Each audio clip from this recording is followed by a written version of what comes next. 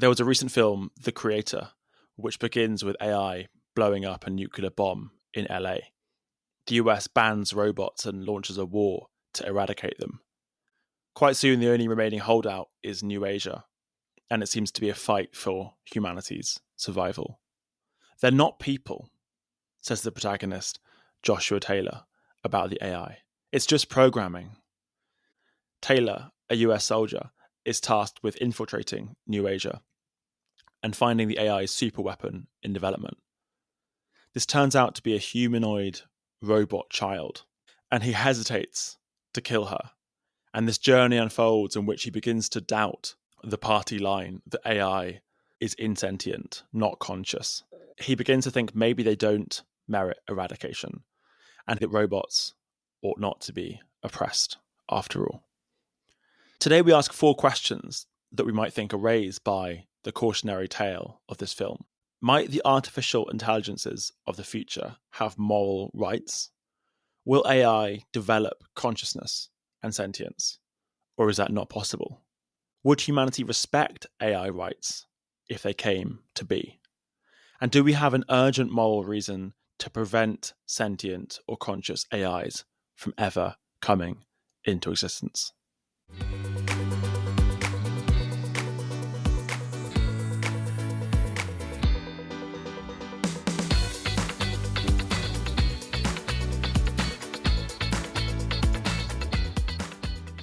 Hello, and a huge welcome to Surprising Ethics, the podcast that guarantees a surprising idea or argument about ethics or political values in every single episode.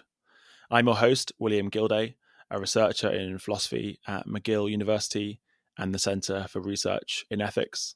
So as always, let's first jump into the status quo. So almost all current discussion about AI risk focuses on how human beings might be harmed, how humans might be wronged by the emergence of AI. The status quo is more a pattern of attention or a set of attitudes than it is a premise. So here are some clips on various threats that AI might pose to us humans. In 10 years, algorithms and AIs will be running the world. This is the historian Yuval Noah Harari, author of *Sapiens*. We will have millions of AI bureaucrats everywhere, in the banks, in the government, in businesses, in universities, making more and more decisions about our lives. Everyday decisions, whether to give us a loan, whether to accept us to a job.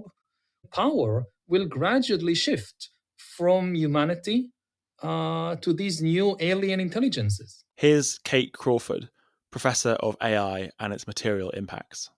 Some analysts predict that generative AI will be using the same amount of energy as India by 2030. It's like bolting a whole new industrial nation onto the grid. I knew about some of the arguments about AI safety, but I didn't take it seriously until I started thinking about the future of my children. This is Yoshua Bengio, the most cited computer scientist globally. They might not have a life in 10, 20 years because we didn't know and we still don't know how to make sure powerful AIs will not harm people, will not turn against us. It is these emotions, love, not fear, that made me decide to dedicate the rest of my life to try to mitigate those risks. So the status quo attitude focuses on how we humans might be harmed or benefited by AI, how we humans might have our rights violated or undermined. And these are completely excellent, impeccable concerns to have. And I myself have these concerns. But the status quo is exclusively focused on these human regarding issues. And the surprising alternative argues that we should also have a related concern. So today's surprising alternative view says it's not all about our interests and our rights as human beings. We might also have to worry about AI's moral rights, AI's interests, AI's moral value as a set of individuals. And we might have to worry about these things because of exactly the same ethical principle that we already accept in the case of human beings. Okay, so here's an argument for the view that our own ethical values commit us to the idea that AI could well have moral rights in the future. We can get underneath the question of whether future AIs will have rights by asking what lies at the basis of our rights. What is it about human beings that means that we have moral rights as opposed to none, just like a rock or a table? So let's look at 3 common views about the reason why human beings are rights holders in the first place. We have the sentience view, the rationality view, and the mixed view. The sentience view says, what divides rights holders from entities that lack rights is sentience, or the capacity to have experiences that feel good or feel bad, such as enjoyment and suffering. The rationality view says that what makes one a rights holder is that one has the capacity to reason. And the mixed view says that rights holders are just those that have both sentience and rationality. So these views are all fairly popular, I think, and at least might seem attractive in the first instance. And they all imply that AIs could have rights. So the sentience view picks up on the fact that no one thinks that rocks or tables have moral rights. And that seems to be because they have no experiences. There is no perspective. They can't suffer or have enjoyment, not to mention anxiety or frustration or other affective states. And what seems to unite all of us humans is that we have this conscious capacity for good and bad experiences. There aren't tons of mental properties that a baby and an average 30-year-old have in common. The baby isn't going around thinking about their ultimate life plans or what they really ought to be doing with their time next year. But both the baby and the 30-year-old are sentient. They both feel good and bad experiences. And on this view, any AI that's sentient has rights. The view doesn't rule out the possibility of AI rights. Instead, it seems to imply that any being, whether digital or biological, that has sentience has rights. So the rationality view has appealed to some people, including the 18th century philosopher Immanuel Kant. Kant argued that human beings, and only human beings, have moral rights, and that animals don't. And Kant found it intuitive that the capacity to reason lies at the heart of our value and of all our rights. I'll note briefly that the rationality view seems to have a very inegalitarian, troubling, even dark consequence, which is that we should sort human beings into those beings that have the capacity for rationality, who do have rights, and beings that don't have the capacity to think about things in a rational way. And those human beings are deemed to have no rights whatsoever. But in the context of AI, we can set that aside and note this surprising implication of this view. The view might even imply that current AI, like the 2025 version of ChatGPT, has rights. Because we might think that current AI, current large language models, do have the capacity to reason, in the sense that they do seem responsive to reason. If you ask for a recipe from AI and then you say, oh, I don't have black beans in stock, I don't like spicy food, they'll then respond to that by giving you an alternative recipe that fits your needs. And so if we think that they have what it takes for rationality, then this view would imply that AIs do have rights, although weirdly it might imply that ChatGPT has rights, and yet many human beings, including babies, do not. And then the third view, the mixed view, says, look, you need both pillars. You need feeling and sensation on the one hand, and cognition and reason on the other. But also that view has no truck in principle with AI rights, in the sense that any AI that is rational and sentient would still have rights. And so if we look at our most common views about what separates rights holders from the rightsless, none of them says anything to the effect of no possible future AIs could have rights. They all seem to acknowledge in principle that AIs could have rights, although we'll look later at whether AI in fact could and actually fulfill the conditions of some of these views. This is in a way, I think, surprising because thinking through the basis of rights introduces the possibility of an entirely new category of individuals to think about, to take into account in our morality, in our politics. And this flows from our already accepted principles that govern the treatment of human beings. And so future rights holders might not just be flesh and blood beings like human beings. They could be digital, artificial minds. And a kind of related surprise is the kinds of moral rights that AIs could have. It's kind of a weird question, like what moral rights would an AI have? But here are some suggestions by the philosophers Walter Sinnott Armstrong and Vincent Konitzer. The right to nutrition, which might just equate to the right to electricity. The right to health, which might just equate to the rights to parts. The right to life or existence, and the right to defend oneself. The right to education, which might just amount to having software updates or other data.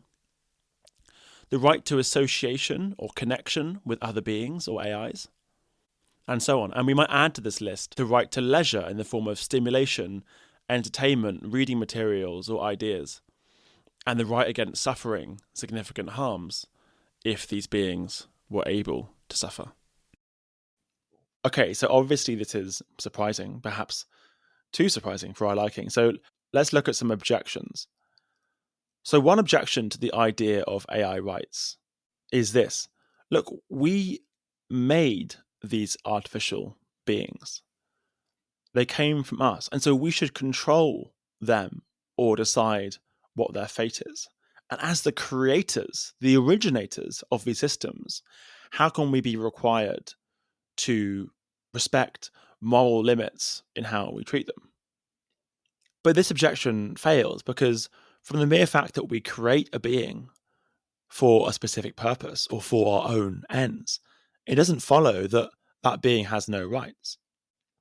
For example, we can create children by having a baby, but the fact that we have a child or that we have a child for some specific reason or purpose doesn't mean that that child lacks rights. But here's a second objection.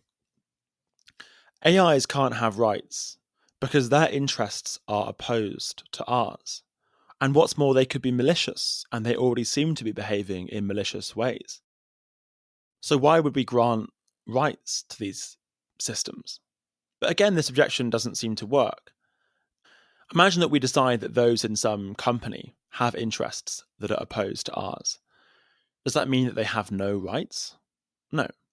And even if some, most, or all AIs were malicious, that wouldn't mean they lack rights either. Human beings can be malicious. If I go into a room full of criminals who often behave maliciously, I'm not in a room of people without rights. I can't just start torturing them for no reason. Okay, so a variety of different ethical principles here suggests that AIs can, in principle, have moral rights if they have the relevant characteristics.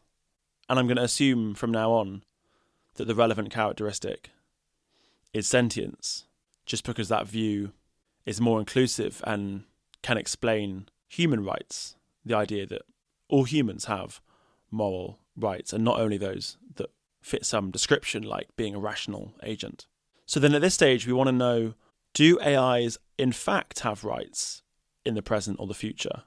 So let's ask whether present and future AIs are sentient, whether they have the capacity for experience that feels good or feels bad. And that will give us a handle on the question whether AIs really do or will have rights.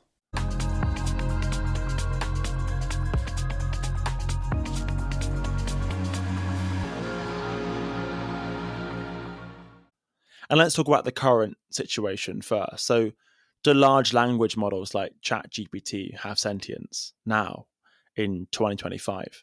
Well, a recent paper by Colombato et al. In the journal Neuroscience of Consciousness looked at how many people in a representative US survey attributed some chance that ChatGPT is conscious. And what is that figure? 67% of people think there's some chance that ChatGPT right now is conscious. 23% of people thought it was more probable than not that ChatGPT is conscious. And interestingly, the more people used large language models, the more likely they were to attribute mental states and consciousness to it. But Jonathan Birch, a philosopher at the LSE, offers a very strong argument against the idea that ChatGPT is currently conscious. Chatbots are brilliant at playing characters. They play the character of a helpful human assistant or a friendly human companion in an incredibly lifelike way. And we know that there is no companion. That person is not real. We know that there's no subnetwork of the system that is dedicated to your conversation. When you interact with a chatbot, it can be that one step in the conversation goes to one data center in Virginia, and then the next step in the conversation goes to a completely different data center in Vancouver. And so there is no assistant. There is no computer anywhere in the world that is dedicated to your conversation. It is an illusion.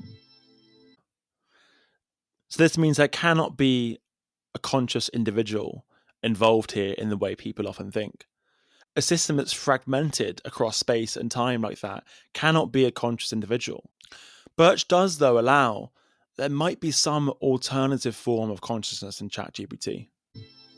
But what is really hard to rule out, and that I think we can't rule out, is the idea that there could be some strange alien form of consciousness that is standing behind all these characters, that is buried deep in the system, that is there in the base model. Now, a quick note here that even if AI is not sentient, some people think that it could still have rights anyway, so that current AI systems might have rights. The Yale-based theorist Shelley Kagan argues that entities that have agency but no sentience or consciousness still matter. That raises questions like, can an autonomous vacuuming robot have agency if it has the goal of cleaning the floor? I find this view strange because there's nothing it's like to be those beings. There's no experiences that it has at all. So I'll set this aside for now. We've said that sentient beings have rights. So to determine whether or not future AIs will have rights, we want to know whether future AIs will be sentient. And this seems a much harder question. But although it's a weird idea, I don't think we can rule out the future existence of sentient AI. A study by Drexler et al. Said that the median AI researcher thinks that there's a 25% chance of conscious AI by 2034. And there's a 70% chance of conscious AI by 2100. And a survey of philosophers, many of whom asked questions like, what is consciousness?, found more philosophers leaning towards the possibility of future AI consciousness than leaning against it. Here's one of those philosophers, David Chalmers, a well-known theorist of consciousness. I think it's possible for an AI system to be conscious. I think it's possible for a machine to be conscious. The brain itself is a big machine. Somehow that machine produces consciousness. We don't know how, but it does it somehow. And I think if biology can do it, I don't see why silicon can't do it. We don't understand how silicon could give us consciousness. We also understand how neurons could give us consciousness. So I don't see a difference in principle. So there's lots of different arguments for the possibility of AI consciousness. And one expressed by Chalmers here is that brains just are a form of computer. Many people take the view that consciousness will just naturally emerge as AI gets more intelligent. As the computation gets more complex, we will naturally just slide into consciousness, or at least we can design in consciousness by getting the right computational design. So here's just one more interesting argument for AI consciousness being possible. Imagine your own brain, and now imagine that one of its neurons is replaced by a silicon alternative. This alternative neuron replicates all the inputs and outputs of the original. Are you still conscious? Surely yes, you are. Now imagine that a second neuron is replaced by silicon, and a third, and a fourth, and a fifth, and a thousandth, and a 10,000th, until your brain has been entirely replaced and is now entirely silicon. Are you still conscious? Presumably yes, because the initial changes made no difference and each replacement neuron has the same inputs and outputs in all situations. But the philosopher of consciousness Ned Block thinks that this argument just begs the question. That's to say, it assumes what it aims to prove. It assumes that silicon consciousness is possible in saying that surely bit by bit as we replace your brain with silicon, nothing will happen to your consciousness. So the argument doesn't really illuminate anything. Okay, so we've been looking at arguments in favour of sentient AI in future. Because if there are sentient AI in the future, that would strongly suggest that they would have at least some moral rights. But let's look at arguments against the possibility that AI will ever become sentient. Arguments which, if correct, would suggest that there's really probably nothing much to worry about here. That we're not going to create a new breed of rights holders that would further complicate our already messy world. So let's focus on an argument against the possibility of sentient AI from Anil Seth, the Sussex University Professor of Neuroscience.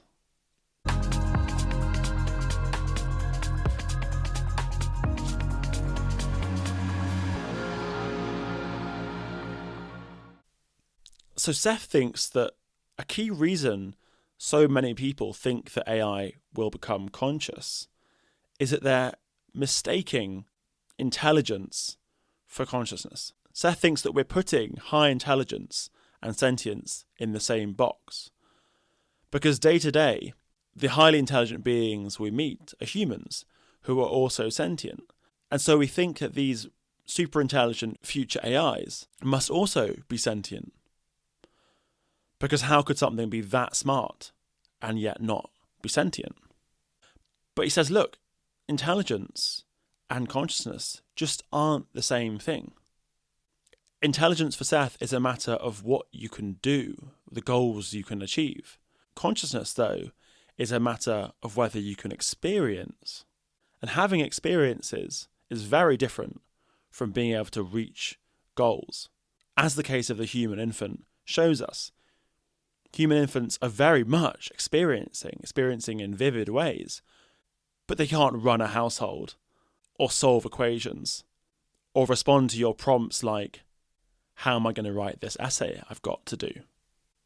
Seth also says that views defending the possibility of AI consciousness tend to assume that consciousness is a form of computation. But maybe it isn't. He argues in a recent paper in Behavioural and Brain Sciences that only living beings can be conscious. He argues that if you're not alive, you cannot have consciousness. Here is Seth on the Nick Sanlia show. Among many colleagues of mine in neuroscience, but especially when you hear people more deeply in the tech world, I think, as a general belief that AI is on the road to consciousness. I think that's largely mistaken. And I think this is true for several reasons. Firstly, there's just this background assumption that's very common in many corridors of academia and tech, that consciousness is some kind of computation. You get the computations right, consciousness will happen. But for me, this is a massive assumption. Like, why should we think that? The metaphor of the brain as a computer has been very useful, but ultimately it's just a metaphor. And the more you look at things like brains, the less like a computer they seem. In a computer, you've got this hard distinction between the hardware and the software. In a brain, you've got nothing like that. But as Seth acknowledges, his view could be wrong. We just don't know.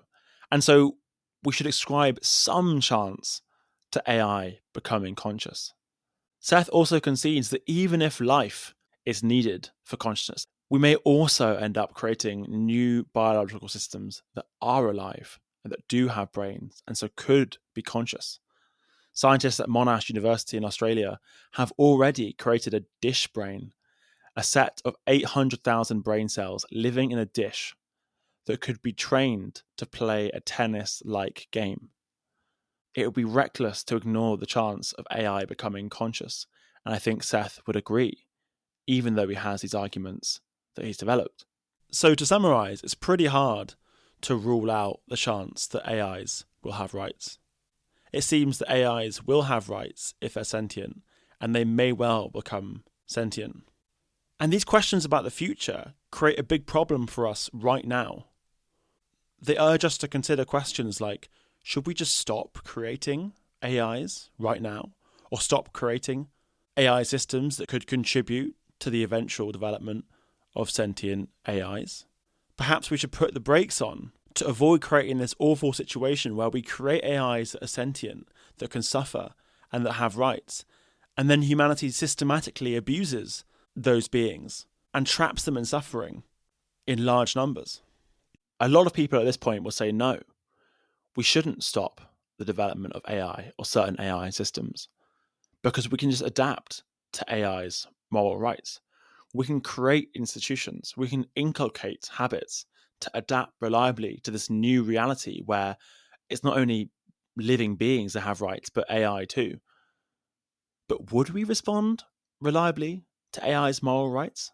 Would we respect them in the scenario in which AIs, in fact, have these rights?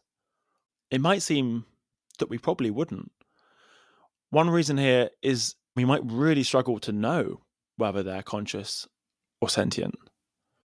If they suddenly become conscious or sentient and have rights, we might be none the wiser. Here's Birch again. We have a very bad track record in dealing with cases of uncertain sentience. For example, there was often surgery performed on newborn babies without any anesthesia until the 1980s because surgeons doubted that they could feel pain. With people with brain injuries who are unresponsive, there was this long tradition of calling them vegetative and assuming they felt nothing, not giving them any pain relief, until it became clear that sometimes they do feel what's happening to them. When we deny sentience, and in fact we're wrong, there is sentience there, we can do really appalling things. We already do accept that animals are sentient, with some exceptions including, say, sponges and single-celled organisms. And yet even then, it seems that we don't treat animals defensively. We impose heavy suffering and killing on billions of animals a month, and it's hard to provide an adequate justification for all that. Asking the question why we treat animals badly doesn't paint a very rosy picture of future AI interactions. One of the reasons we don't treat animals that well, it might seem, is because at an emotional level, many people regard animals as part of the outgroup. Many people instinctively don't feel that animals are beings to be protected, to be included, because they seem different and other and not part of the us. And that will also apply to AIs. In fact, some or all AIs may seem even more other, even more otherworldly and strange than other animals do to us now. And a final consideration is trust. We already tend not to trust AIs. It annoys us, right, and surprises us that they confabulate, they make stuff up. Once an AI sent me on a wild goose chase around a university library, looking for this paragraph of text that just didn't exist. And our distrust of them is connected with our apparent lack of understanding of how they work. Even AI experts just don't understand how these things work, and that could be a big driver of fear and mistreatment in future. So all this adds to the case that we have a problem on our hands right now, and that we should start putting the brakes on to reduce the risk of creating sentient AI, given the disasters that this could lead to. But there are obviously many considerations. So all told, should we stop driving down the road towards sentient AI? Some people will say, no, let's press ahead. Let's set aside those risks because AI will transform industries. It will boost GDP. It will unlock an easier and more convenient life for all of us. But we're talking here about catastrophic moral risk, about creating untold numbers of beings who are kind of locked into their sentient state, unable to fight abuse and the harms that we might visit upon them. And that kind of catastrophic moral risk might seem to outweigh the kind of dispersed, if significant, economic gains that AI might bring.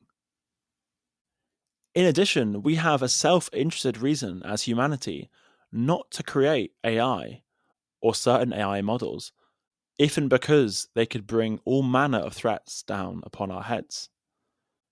People make an analogy here to medicine development, an area where regulators insist that people are very risk averse and do not create or disperse medicines that they can't be fairly sure are very safe. And it seems that if we applied that kind of risk model to AI, we'd be talking about going in a very different direction to where we're heading now. Maybe there's a middle ground here. Maybe we can somehow distinguish the risky forms of AI development from the relatively riskless and figure out how we can tread that path. That seems to be a very complex question, and who knows if that's possible.